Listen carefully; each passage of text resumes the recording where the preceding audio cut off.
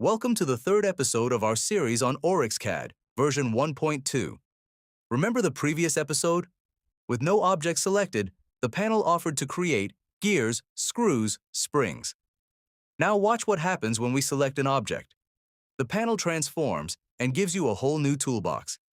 Today, we're showing you every option available on a selected object. First tool, Position. It's a smart magnet. It moves your part and snaps it exactly where you want, with no guesswork. Next, Stick Face to Face.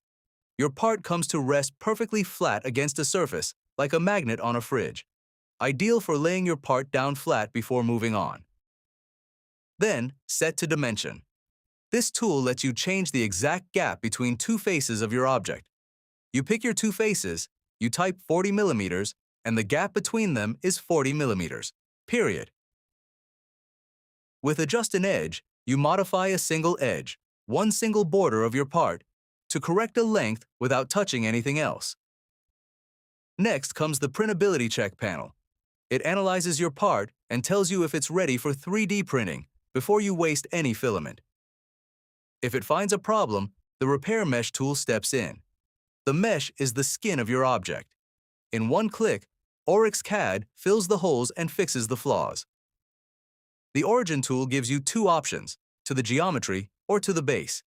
The origin is your object's reference point. Placing it under the part, for example, sets it perfectly on the print bed. With Shape and Scale Analysis, you control the real size of your part, and you can even change its height while keeping all the other dimensions intact. Perfect for adjusting a part without distorting everything else. And finally, Edge Measurements. You click, and every edge displays its exact length. Your part has no more secrets. Position, dimension, check, repair, measure. All of that on a single object. In the next video, we select two objects at the same time. And that's when ORYXCAD reveals its most powerful tools, booleans, alignments, and assemblies. See you right now in episode 4.